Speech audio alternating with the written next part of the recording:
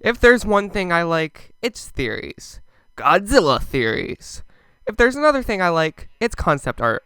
So what happens when I make concept art based on a Godzilla theory? In this video, I'll be drawing the Food and Drug Administration's... that's not right. Oh! Popular Godzilla YouTuber FDA's prediction for the new design of Godzilla in the upcoming MonsterVerse movie. With that simple premise, let's get started. The first thing I wanted to do was start off with a basic sketch of Godzilla evolved and work from there. FDA theorized that Godzilla would keep his thagomizer, i.e. Stegosaurus tail spikes, and the spikes on his arms. Someone went ahead and added those into the sketch. The next thing to do is to work on the dorsal plates, the changes of which FDA detailed in his short. Quote, "We will most likely start to see the dorsals grow back, with the remnants of the old dorsals which we see on the evolved design becoming more visible and covering a larger area." I interpreted this as something of a cross between the classic maple-leafed dorsals and the new Empire dorsals. So I designed the bottom half of the dorsals off the wide base leaf-like plates of King of the Monsters Godzilla, and tipped them with the sharp shark-like dorsals of the new Empire Godzilla. The result is pleasantly reminiscent of the Millennium era. The next thing to do was to fix Godzilla's emaciated look. In the video, FDA predicts that Godzilla will grow bulkier like in King of the Monsters and Godzilla vs. Kong. But instead of just copying the KOTM design, which gives Godzilla a roundish belly where the chest and the stomach form a slight curve, I decided to give him a slight pot belly instead, keeping the prominent chest distinguishable from the bulk of the stomach, but making him look well fed.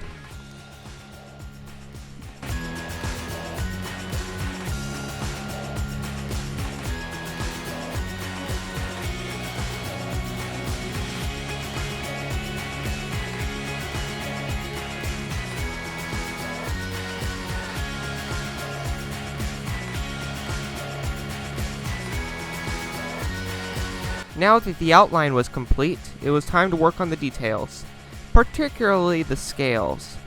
This was really a pain in the butt, but referencing the patterns on my NECA Godzilla action figure, I was able to work out a pattern that actually somewhat resembles legendary Godzilla.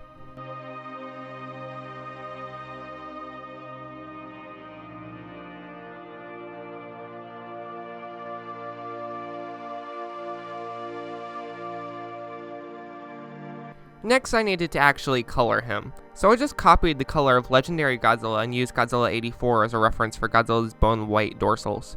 In his video, FDA simply stated that the dorsals would lose their pink coloration, but it was a comment from one Cool Guy Zilla 1965, who was a fellow YouTuber and actually really good with colors himself. You should check out his video where he custom paints a Godzilla evolved figure. It's pretty cool.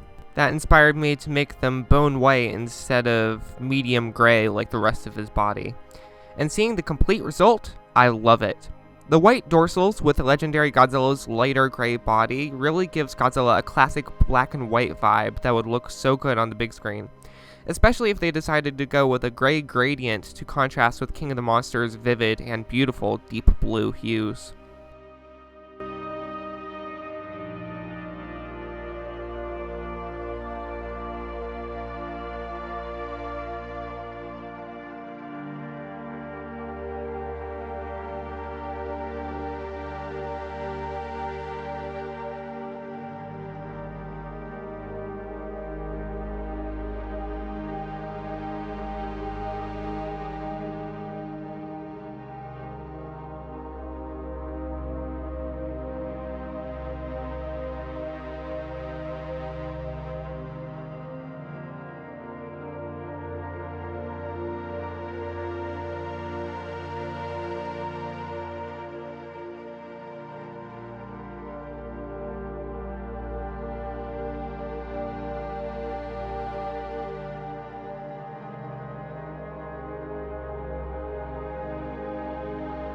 Now that you've seen the completed Godzilla design, what do you think? Do you think this design belongs in the next Godzilla movie?